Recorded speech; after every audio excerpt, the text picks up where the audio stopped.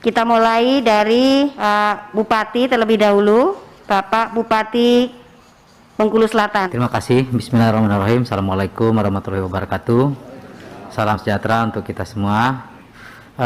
Beberapa waktu yang lalu kawan-kawan honorer dari Bengkulu Selatan juga, kalau tidak salah, sempat berkunjung ke DPR RI untuk berkoordinasi tentang nasib-nasib mereka.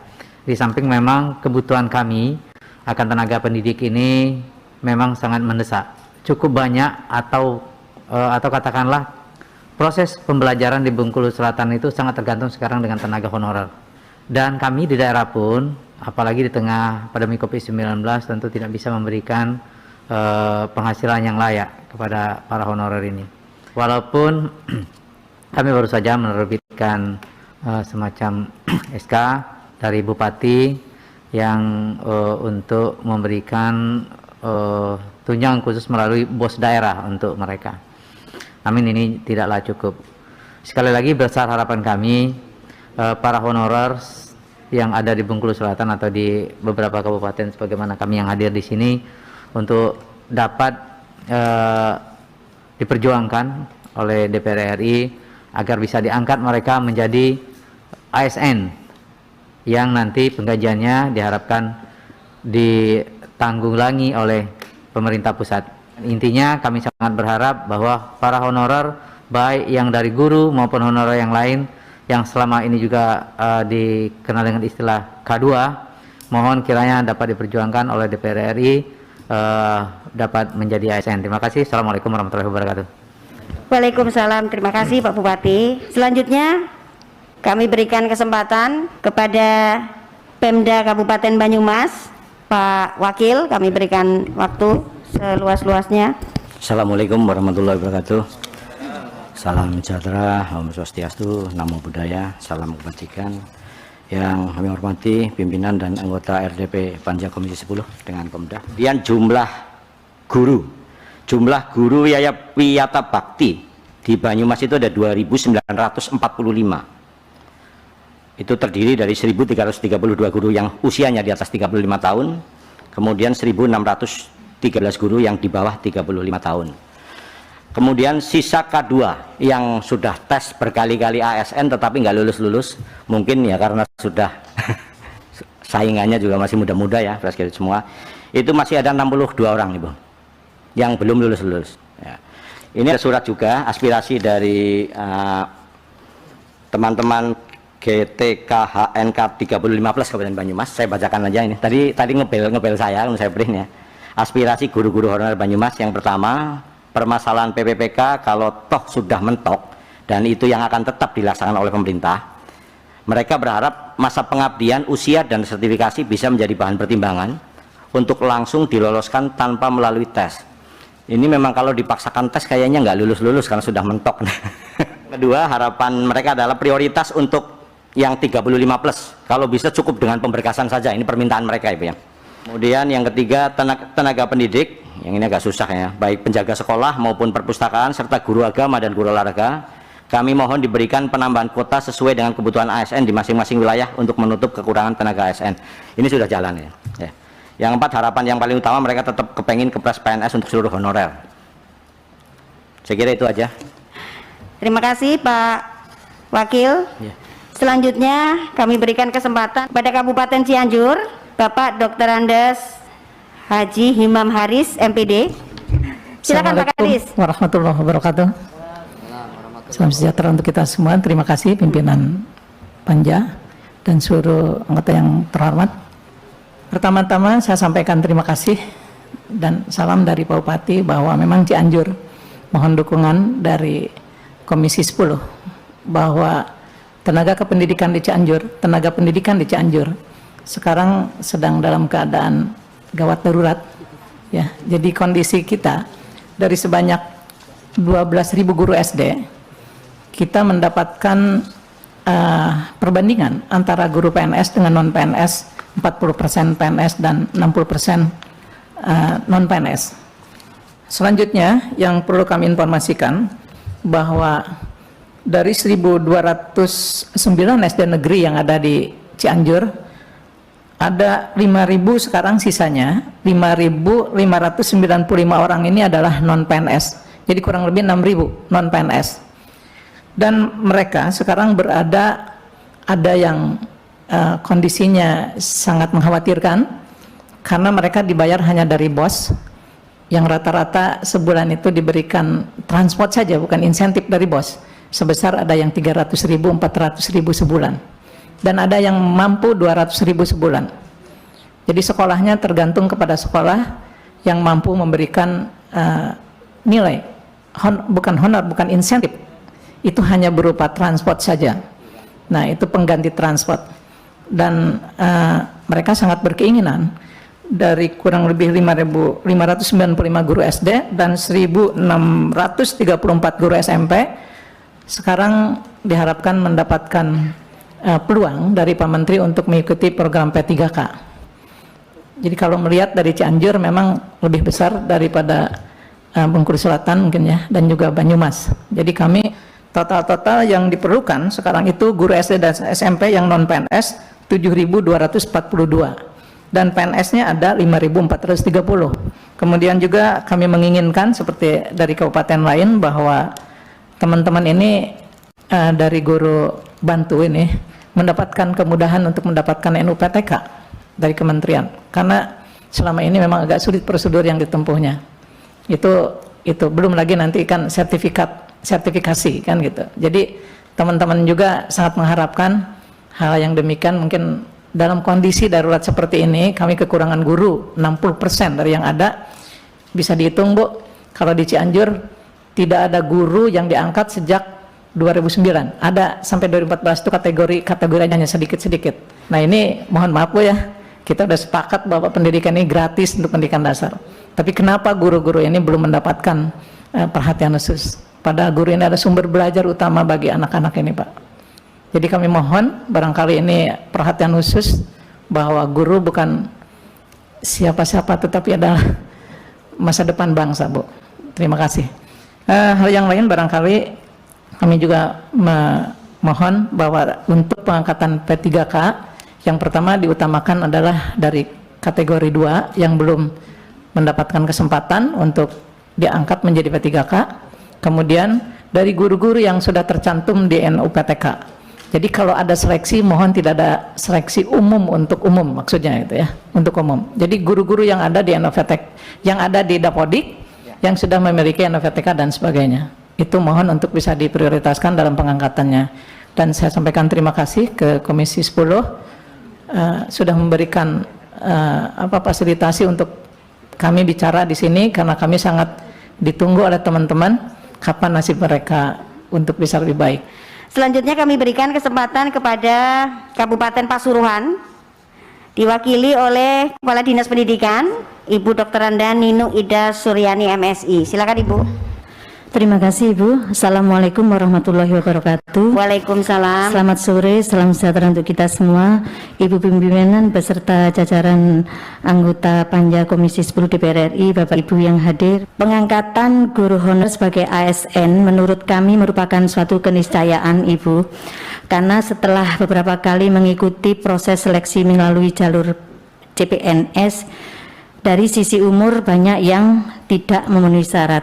Kemudian karena saking lamanya yang bersangkutan mengabdi di pemerintah daerah, di lembaga sekolah, sehingga kalah dengan yang usia-usia yang masih muda, yang masih fresh setelah yang bersangkutan menempuh pendidikan. Oleh karena itu, melalui forum ini kami menyampaikan bahwa tidak hanya guru yang bisa diangkat menjadi ASN, namun harapan kami tenaga administrasi di sekolah juga bisa diangkat menjadi ASN. Apalagi seiring dengan diterbitkannya Permendagri nomor 12 tahun 2017 bahwa UPT pendidikan di kecamatan sudah harus dibubarkan, sehingga lembaga sekolah murni sudah mandiri menjadi UPT Satuan Pendidikan di sekolah. Sehingga menurut kami tanpa adanya dukungan tenaga administrasi, itu kepala sekolah akan mengalami kesulitan yang luar biasa.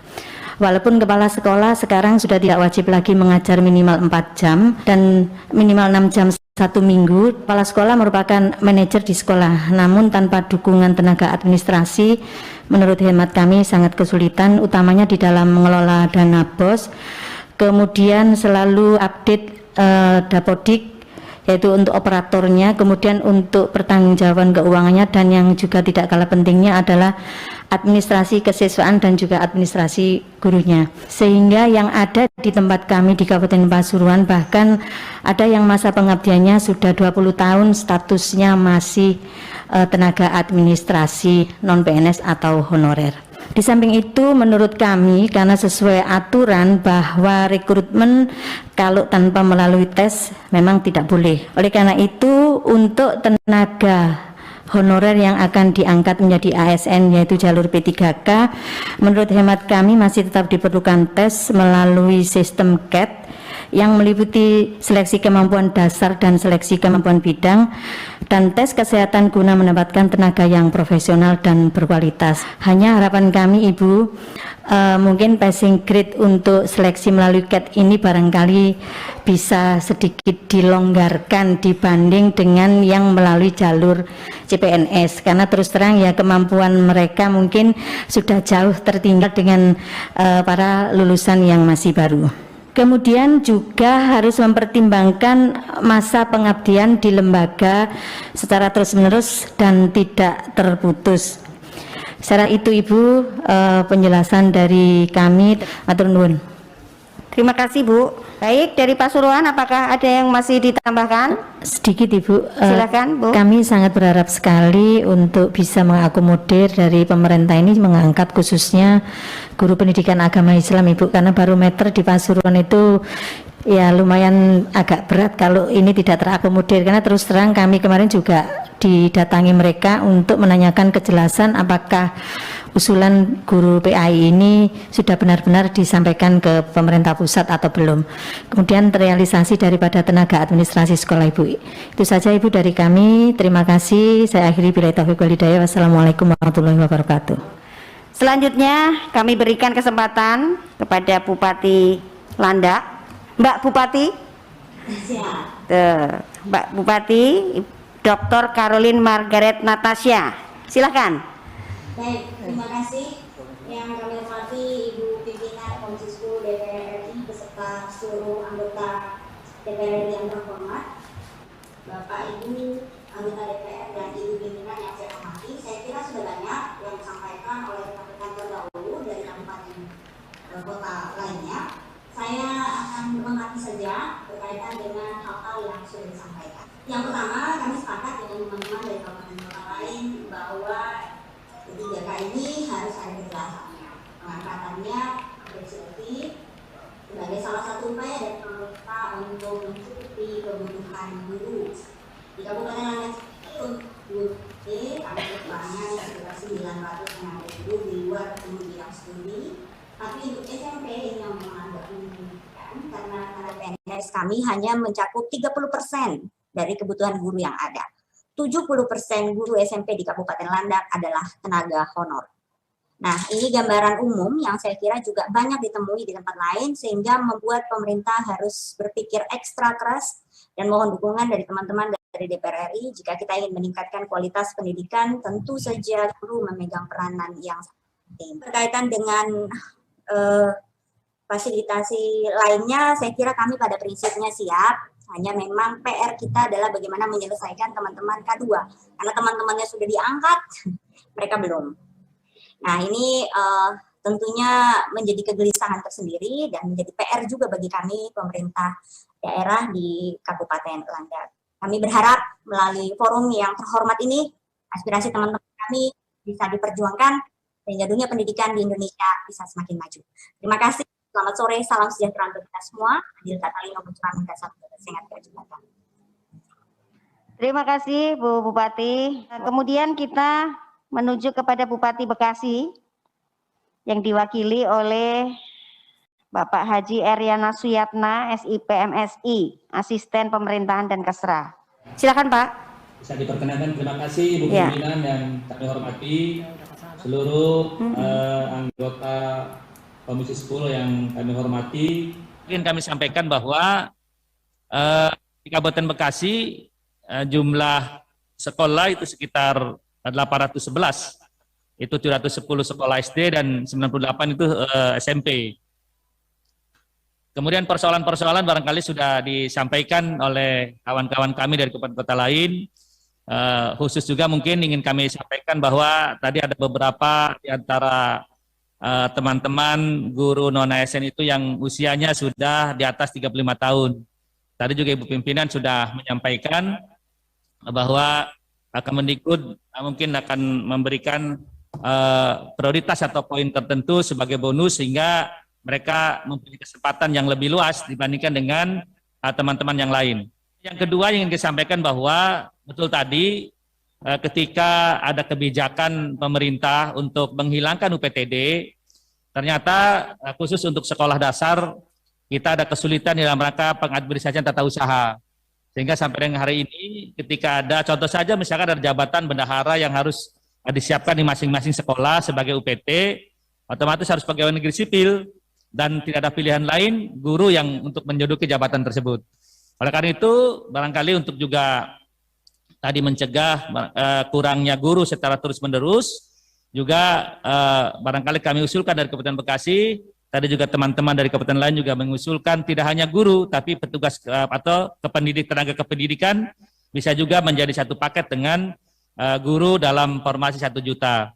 Kemudian yang berikutnya kami ingin juga meminta penjelasan barangkali atau juga ini sekedar masukan ketika dalam pengumuman yang lalu bahwa tidak hanya guru yang di sekolah negeri untuk bisa ikut P3 tetapi guru yang sudah memiliki sertifikat dan juga mengajar di luar sekolah negeri itu juga dibolehkan untuk bisa ikut daftar.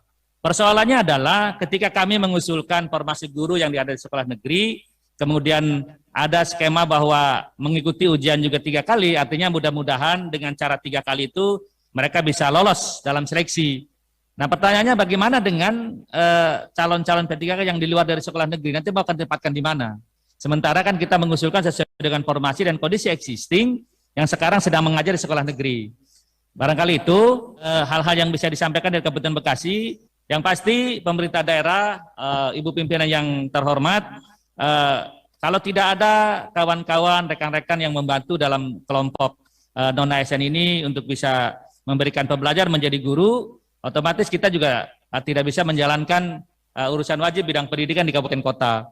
Jadi satu keniscayaan yang memang kami juga mendorong bahwa pengangkatan, kalau saya mengambil istilah dari kemarin Komisi 10 yang datang ke Bekasi, bukan hanya sekedar seleksi, tapi pengangkatan guru-guru GTK non-ASN menjadi P3K adalah satu keharusan, karena tadi bahwa mereka adalah orang-orang yang selama ini tidak hanya kepentingan dia untuk menjadi P3 sebenarnya, tetapi kepentingan pemerintah daerah dalam rangka melaksanakan urusan pemerintah di bidang pendidikan sebagai bentuk pelayanan kepada masyarakat. Mungkin itu Ibu Pimpinan yang bisa kami sampaikan. Secara keseluruhan barangkali sama dengan rekan-rekan kami di tempat yang lain. Mudah-mudahan melalui forum ini, melalui forum yang terhormat ini, Komisi 10 bisa mengaktualisasikan dan mewujudkan apa yang diharapkan oleh kami semua. Itu saja yang bisa kami sampaikan, Pimpinan. Terima kasih. Assalamualaikum warahmatullahi wabarakatuh. Waalaikumsalam warahmatullahi wabarakatuh. Terima kasih Pak Yana.